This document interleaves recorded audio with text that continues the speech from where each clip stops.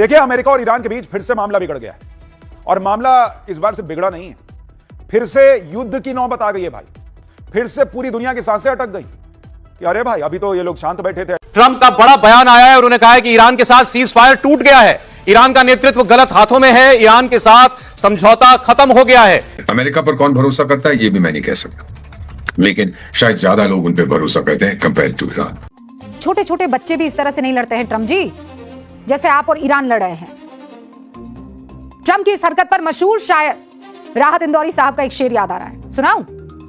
अर्ज किया है, उस आदमी को बस एक धुन सवार रहती है, बहुत हसीन है दुनिया, इसे खराब करूं। देखिए, अमेरिका और ईरान के बीच फिर से मामला बिगड़ गया है और मामला इस बार से बिगड़ा नहीं है, फिर से युद्ध की नौबत आ गई है भाई। फिर से पूरी दुनिया की सांसें अटक गई कि अरे भाई, अभी तो ये लोग शांत बैठे थे, ऐसा लग रहा था डील हो जाएगी, फिर मारापीटी शुरू हो गई। अब क्या होगा? क्या तेल गैस के लिए फिर हाहाकार मच जाएगा? क्योंकि हालात तो बहुत खतरनाक बन चुके हैं। अमेरिका ईरान के बीच जो सीजफायर था वो तो खत्म है, मामला टूट गया और फिर से अमेरिका ईरान एक दूसरे पे बम मार रहे हैं। उधर ट्रंप का दिमाग फिर घूम गया, ट्रंप फिर से ईरान को मिटा देने की बातें कर रहे हैं। इस आदमी का हिसाब ही समझ में नहीं आता है बॉस। 4 दिन पहले जो है वो ईरान की तारीफ कर रहा था, आज भाई साहब फिर ईरान को गाली दे रहे हैं, कह रहे हैं आज रात बहुत बड़ा हमला कर दूंगा, धमकी दे रहे हैं ट्रंप। अब आज रात क्या होने वाला है भाई? और आप देखिए कि ये सब तब हो रहा है जब ईरान ने खामनेई का जनाजा निकल रहा है। लाखों लोग सड़क पर हैं। क्या लाखों लोग जो सड़क पर हैं उन पर ट्रंप बम चलवा देंगे क्या? क्योंकि आप ट्रंप का गुस्सा देखिए। ईरान को कैसे सबक सिखाना है, इसके लिए ट्रंप ने अपनी सेना के टॉप अधिकारियों के साथ मीटिंग भी कर ली है, कहा जा रहा है। ट्रंप कह रहे हैं कि वो आज रात ईरान पर बड़ा अटैक कर सकते हैं। उधर यह भी दावा है कि इजराइल भी ईरान पर हमले के लिए तैयार बैठा है। अमेरिका के रक्षा मंत्री ने अपना इजराइल दौरा रद्द कर दिया है। उधर ईरान के राष्ट्रपति मसूद पेजेश्कियन खामनेई के जनाजे को बीच में ही छोड़कर निकल गए। यानी मोटे तौर पर जितनी भी हलचल है वो इशारा कर रही है कि मामला फिर से बहुत ज्यादा बिगड़ सकता है। अब कभी भी कुछ भी हो सकता है। ट्रंप और ईरान मरने मारने पर फिर उतारू हो गए, लेकिन यह सब देखकर पूरी दुनिया का दिल बैठा जा रहा है, क्योंकि मार्केट फिर से क्रैश हो गए। जो लोग अभी कुछ पैसा मार्केट से निकाल रहे थे, कमा रहे थे, सब धाएं से नीचे गिर गया। तेल के दाम फिर से बढ़ने लगे हैं। अगर फिर इससे युद्ध शुरू हो रहा है तो क्या फिर हाहाकार मचेगा? ईरान अमेरिका का युद्ध अगर हो रहा है, हॉर्मुज बंद हो रहा है, ताबड़तोड़ हमले हो रहे हैं, तो क्या भारत इस पूरे मामले को सेट कर पाया है इतने दिनों में? भारत सेफ जोन में है? क्या पीएम मोदी ने युद्ध के दूसरे राउंड से पहले भारत को फिर से सिक्योर कर दिया है? आज ये सब बताऊंगा, लेकिन पहले ये जो नया बवाल खड़ा हो गया है उसकी एक झलक देखिए।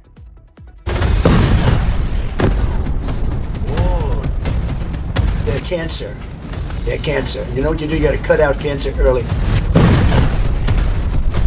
I think it's over. I don't want to deal with them anymore. They're scum. Screw them. They're liars.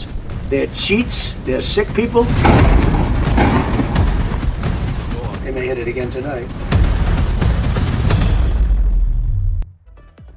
Donald Trump ने गजब ही कर रखा है। पहले तो डील साइन की, अब कह रहे हैं कि ईरान बात नहीं मान रहा। पहले कह रहे थे कि ईरान वाले बहुत अच्छे लोग हैं, आज कह रहे हैं कि ईरान से बुरा कोई और है ही नहीं। डील साइन हुए 20 दिन हुए हैं और ट्रंप फिर से कहने लगे कि ईरान को खत्म कर दूंगा। ट्रंप ने सीज फायर तोड़ दिया, ईरान को धमकी देना शुरू कर दिया। ट्रंप ने कहा कि आज रात हम ईरान पर फिर से हमला कर सकते हैं। कह रहे हैं कि जरूरत पड़ी तो वो खार्ग आइलैंड पर कब्जा कर लेंगे। अमेरिका के रक्षा मंत्री कह रहे हैं कि ट्रंप का आदेश हुआ तो आज रात ईरान पर हमला कर देंगे। अमेरिका की तरफ से फिर से समंदर में ईरान की नाकेबंदी के संकेत भी दे दिए गए। यानी डोनाल्ड ट्रंप की युद्ध वाली सनक फिर एक्टिव हो गई है। इनके दिमाग में केमिकल लोचा होता है बॉस, एकदम से चिंगारी लगती है भाई, कुछ भी करने लगते हैं। ट्रंप ने ईरान के बिजली और वाटर प्लांट और ब्रिज को उड़ाने की भी नई धमकी दे दी है। भाई साहब कह रहे हैं कि वो ईरान को पहले से चेतावनी दे रहे हैं कि आज रात बड़ा हमला करूंगा। के लायक है ये नहीं है, इन पर भरोसा आप कर ही नहीं सकते। ये भाई साहब कब पलट जाएं। वो मुनीर और शहबाज भी सोच रहे होंगे कि अभी तो हमने ढंग से क्रेडिट भी नहीं लिया था युद्ध रुकवाने का, ये भाई फिर लड़ने लग गया। अमेरिका और ईरान कभी भी फिर से लड़ने मरने लग जाते हैं और आज वही हो रहा है। ट्रंप ईरान पर आज रात हमले की बात कर रहे हैं, धमकी तब दे रहे हैं जब ईरान में आयतुल्लाह अली खामनेई का जनाजा निकला हुआ है।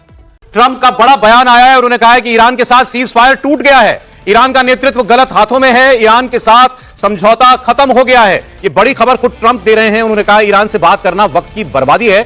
और इसके बाद जो अभी त्रिपाठी जी ने आपको बताया, 1300 पॉइंट भारत का बाजार गिर गया। दुनिया भर के बाजारों में जबरदस्त गिरावट, सेंसेक्स अब 1500 पॉइंट नीचे जा चुका है।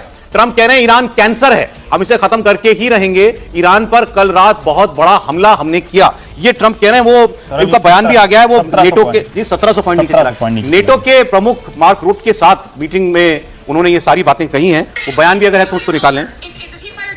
नया संकट खड़ा हो गया सर, फिर घूम फिर कर वहीं आ गए जहां से शुरू हुए थे। ट्रंप कह रहे हैं टू मी इट्स ओवर,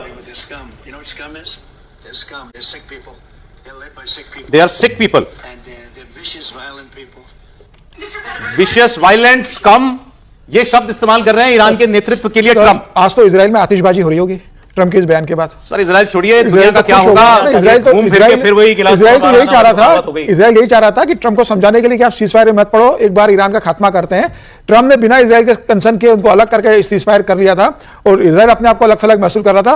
अब इजराइल को भी अधिकार मिल गया है कि अमेरिका के साथ मिलकर ईरान को भी हमला करे और लेबनान का जो बचा हुआ हिस्सा है उसको भी वो ध्वस्त करे, उसको ये अधिकार मिल गया इस पूरे मामले को लेकर। लेकिन जहां से शुरू हुए थे वो वहीं पर पहुंच गई पूरी गाड़ी।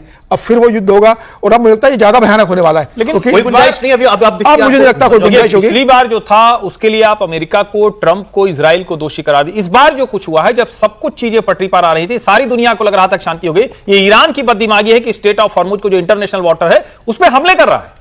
एक जिसको कहते हैं ना कि आप कोई रास्ता निकालें, कोई तरीका निकालें कि हमको रिकंस्ट्रक्शन के लिए पैसा चाहिए, हमको कुछ चाहिए। ये आदमी परसों कह रहा था ट्रंप की ईरान में फर्स्ट रिजीम चेंज हो गया, दूसरा रिजीम बदल गया, तीसरे रिजीम वाले and they are very rational people. इसीलिए तो कह रहा हूं, ये तो ट्रंप का तो अपना बड़बोलापन, ट्रंप की अपनी चीजें हैं ही, लेकिन अभी जो ये युद्ध बढ़ा है, जो सीज फायर टूटा है, उसके लिए तो ईरान जिम्मेदार है ना। और ये बददिमागी सोचिए, अपने आप फुनल कर रहे हैं। मुस्तफा खामेनेई का अब तक पता नहीं है। आप भले बार बार कहें कि अरे हम मतलब कुछ भी हो जाए रहेंगे, लेकिन ऐसा होता नहीं है। अब ये भारत के कुछ लोगों की बात अलग है कि वो दो बिल्डिंग के सामने खड़े होकर कहेंगे देखो ईरान बन गया, रिकंस्ट्रक्शन हो गया, ऐसा होता नहीं। और मैं फिर कह रहा हूं, दुनिया के लिए ये बड़ी मुश्किल का वक्त है, लेकिन ईरान लगता है कि जिसको हम सिविलाइजेशनल, जो उन्होंने कहा था कि स्टोन एज में जाएगा, वो खुद अपने कर्मों से वहां तक पहुंचता दिख रहा है। अरे ट्रंप का बयान आ गया, वो सुनिए जरा ट्रंप ने भी क्या बोला ईरान के साथ समझौता खत्म होने पर। ट्रंप कह रहे हैं मैं ईरान से कोई बात ही नहीं करना चाहता, मैं ईरान के साथ समझौता करना ही नहीं चाहता। वो तो फिर से वहीं पर ट्रंप साहब तो खैर मैं उन पर इसलिए भरोसा करता हूं कि वो फिर कल भी बदल सकते हैं। नहीं बिल्कुल बदलते हैं, बदलना चाहिए और बदलना भी चाहिए।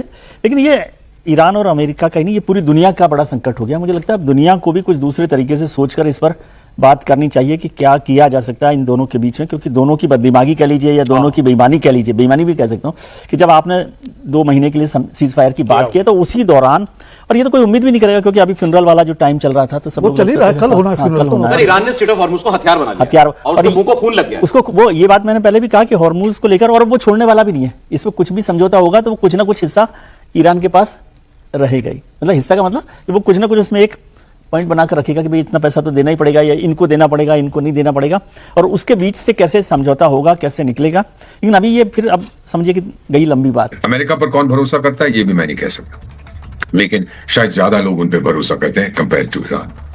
तो अगर आप इसको देखें, व्हाई डिड आई से कि ये नहीं चलेगा, क्योंकि जब भरोसा नहीं है सर, ऑब्जेक्टिव्स अलग हैं।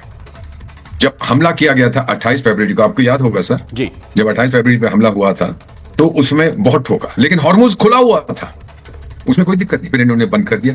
अब मैं अपनी अमेरिकन टोपी पहन के कह रहा हूं कि भाई मैंने आपको ठोका क्योंकि आप परमाणु हथियार बना रहे थे। फिर मैं ईरानियन टोपी पहनता हूं कि भाई तूने मेरे को मारा, मैं जवाब दूं। और फिर मैं सारी दुनिया की टोपी पहनता हूं, भाई मेरा क्या लेना देना है, मेरे लिए तू क्यों इतनी मुसीबत आप ला रहे हो हॉर्मुज बंद करके। आपने बंद किया जब जंग शुरू हुआ, उससे पहले तो खुला हुआ था। So if you take all this sir, सब कुछ को देखें, साफ जाहिर है कि ये चलने वाली नहीं थी एग्रीमेंट, क्योंकि बिल्कुल ये सीज फायर तो फटी कमीज फायर थी ना, इसमें इतने सारे छेद थे, there was no question about it. आप उनका जनाजा भी जा रहा है, आप अमेरिका को गालियां दे रहे हैं, ये सब जरूरी है सर। कुछ तो आपको पहल करनी चाहिए थी। Don't provoke a person like Donald Trump. आप तो जानते हैं, आप खुद ही कह रहे हैं, शाम को कुछ कहता है, सुबह कुछ कहता है, रात को उठ के कुछ और ट्वीट कर देता है। यू नो, ये भी उसका हथियार है।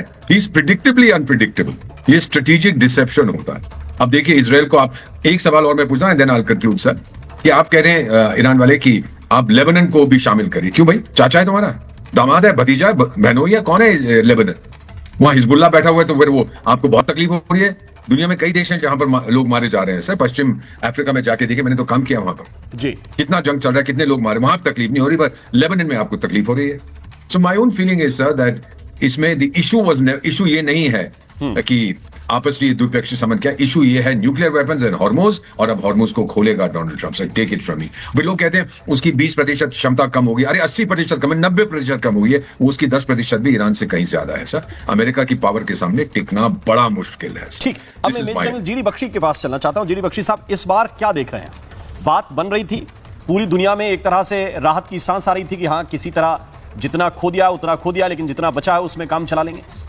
लेकिन फिर अचानक उसी मोड़ पर आ गए और डोनाल्ड ट्रंप कह रहे हैं कि सब कुछ खत्म हो गया, एमओयू को मैं समाप्त मान रहा हूं। नहीं, देखिए बात ऐसी है, we have to be very clear on some facts. Fact ये है कि अगर हॉर्मुज बंद रही, अगर ये लड़ाई चलती रही, this stupid senseless war of choice started by the United States and Israel while the peace talks were on. Let's not forget that. If this war of choice continues, दुनिया की इकोनॉमी की तबाही निश्चित है, राइट? अभी जो हमारे global strategic reserves थे, एक्सॉन मोबिल और बाकी अमेरिकन कंपनीज ने जाके उनके सीईओज ने डोनाल्ड ट्रंप को ब्रीफ किया और बताया कि साहब जो ग्लोबल स्ट्रेटेजिक रिजर्व्स थे उसमें से हम लोग निकाल के ऑयल खर्चा कर रहे थे to keep the global oil prices low, नहीं तो 150-200 डॉलर प्रति बैरल चली जाती। अब वो खात्मे पे आ गई हैं, 4 हफ्ते का रह गया है strategic petroleum reserves in almost all countries of the world. इसका मतलब लोगों को, देशों को अपने ऑयल रिजर्व्स रिप्लेनिश करने होंगे। They will be a spurt in buying of oil, limited oil. अगर तो ये हॉर्मुज से ऑयल चालू हो गया तो ठीक है, नहीं हुआ तो the world is heading for a disaster. आपकी ऑयल प्राइस, छोटे छोटे बच्चे भी इस तरह से नहीं लड़ते हैं ट्रम्प जी, जैसे आप और ईरान लड़ रहे हैं। ट्रम्प की इस हरकत पर मशहूर शायर राहत इंदौरी साहब का एक शेर याद आ रहा है, सुनाऊं? अर्ज किया है, उस आदमी को बस एक धुन सवार रहती है, बहुत हसीन है दुनिया, इसे खराब करूं। सीज फायर खत्म करने से आज पूरी दुनिया पर क्या असर पड़ा है, पहले जल्दी से आपको यह दिखाती हूं, फिर क्या बताएंगे हम आज कि ट्रंप कितनी चालाकी से अपनी जेब भर रहे हैं। वो बड़ा खुलासा भी करूंगी, लेकिन उससे पहले आप ये देखिए कि कैसे दुनिया पर इसका असर पड़ा है, और फिर बताएंगे किस तरह ट्रंप मुनाफे का महायुद्ध चला रहा है। सीज फायर रद्द करने के बाद ब्रेंट क्रूड यानी कच्चा तेल करीब 6% बढ़कर हो गया है $78 प्रति बैरल। यह और बढ़ सकता है। यूरोपीय शेयर बाजार में 1.6% की गिरावट आई है। भारत में भी शेयर बाजार 2% की गिरावट के साथ 1677 पॉइंट टूट गया। सीज फायर खत्म होने की खबर आते ही मात्र 20 मिनट के अंदर यह मार्केट 1000 पॉइंट टूट गया। और एक्सपर्ट कह रहे हैं इन्वेस्टर्स को डर है कि अमेरिका ईरान युद्ध फिर से शुरू होने की वजह से एनर्जी पर बुरा असर पड़ेगा और महंगाई पर भयंकर असर पड़ेगा। स्ट्रेट ऑफ हॉर्मुज में ऑयल टैंकर्स पर ईरान के हमले के बाद 4 ऑयल और गैस टैंकर्स बीच रास्ते से वापस लौट आए हैं। कुवैत का 20 लाख बैरल कच्चा तेल लेकर भारत आ रहा टैंकर लीला वादिनार हॉर्मुज स्ट्रेट से वापस लौट गया है, और यह अच्छी खबर नहीं है। अब आपको एक चीज समझाती हूं। जब अमेरिका और ईरान के बीच मिसाइलें बरस रही थी, लोग जब बेमौत मारे जा रहे थे, कच्चे तेल में जो दाम थे उसमें आग लगी हुई थी, तब कैसे ट्रंप के दोस्त मोटा माल कमा रहे थे। सोची समझी कैलकुलेशन के तहत यह सब कुछ हो रहा था, और ट्रंप इसके बदले में तगड़ा कमीशन कूट रहे थे। तेल मार्केट पर कैसे असर पड़ा है मैं एक एक करके आपको समझाने की कोशिश करती हूं। 3:16 बहुत ध्यान से देखिएगा। ट्रंप का बयान आता है, जो युद्ध है वो लगभग पूरी तरह से समाप्त हो गया। क्या कहा जाता है? युद्ध पूरी तरह से समाप्त हो गया। 3:16 से लेकर 3:39 तक कच्चे तेल का भाव क्या होता है? 14% गिर जाता है। फिर आप इधर आइए, 2:29 पर बड़े पैमाने पर ऑयल शेयर बेचे जाते हैं।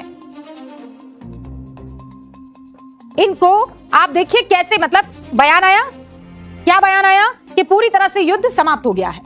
कच्चे तेल का दाम गिरा, कितना परसेंट गिरा? 14%। और उसी वक्त बड़े पैमाने पर ऑयल शेयर बेच दिए जाते हैं। अब एक और उदाहरण जो है मैं आपके सामने रखती हूं, कैसे एक के बाद एक ये रहा। अब ये 23 मार्च है। 23 मार्च को भी कुछ ऐसा ही होता है। 7:04 पर ट्रंप पोस्ट करते हैं टोटल रेजोल्यूशन। क्या कहते हैं? Total resolution. इसका मतलब ये पूर्ण समाधान। इसका मतलब आप क्या निकालेंगे कि सब कुछ ठीक हो गया है। है ना, ये समाधान निकल गया है। 7:06, 2 मिनट के बाद क्या होता है, तेल की कीमत जो है वो 10% गिर जाती है। और फिर क्या होता है, 6:48 से 6:50 के आसपास ऑयल शेयर बेच दिए जाते हैं। ये कब की मैं बता रही हूं, 23 मार्च की। 23 मार्च को आप टाइम नोट कर लीजिए। एक ही झटके में करोड़ों रुपए आप अपने पॉकेट में दे देते हैं। अमेरिकन स्टेट ऑफ हॉर्मुज में 3 कमर्शियल शिप पर हुए हमलों के जवाब में ईरान के 80 से अधिक मिलिट्री बेसिस पर भारी एयर स्ट्राइक की है। जवाबी कार्रवाई में ईरान ने बहरीन और कुवैत में मौजूद अमेरिकन बेसिस को निशाना बनाया, मिसाइल दागी। इस तनाव के बाद गल्फ रीजन में जंग से हालात बन गए और ग्लोबल मार्केट में क्रूड ऑयल की कीमतों में बहुत तेजी उछाल देखने को मिला है। अमेरिका के प्रेसिडेंट डोनाल्ड ट्रंप ने एक बार फिर ईरान को लेकर सख्त बयान दिया। उन्होंने कहा कि वो ईरान के साथ किसी भी तरह की नई डील नहीं करना चाहते। ट्रंप के मुताबिक ईरान के साथ एग्रीमेंट का दौर अब खत्म हो चुका है। मिडिल ईस्ट में एक बार फिर भयानक जंग शुरू हो गई है। खमेनी की फाइनल झंडी के बीच अमेरिका ने ईरान पर विनाशकारी एयर स्ट्राइक, ईरान के 80 से ज्यादा मिलिट्री लोकेशन को टारगेट किया गया, जिसमें बंदर अब्बास, आइलैंड और सिर्फ के आसपास के कई मिलिट्री बेसेस शामिल बताए गए। अमेरिका का कहना है कि ये ऑपरेशन स्टेट ऑफ हॉर्मुज से गुजर रहे 3 कमर्शियल शिप पर हुए अटैक का जवाब में किया गया। अमेरिका ने दावा किया है कि एयर स्ट्राइक में air defence system, command and control system, anti ship missile system, drone launch site और IADC के 60 से ज्यादा मिलिट्री बोट्स को टारगेट बनाया गया।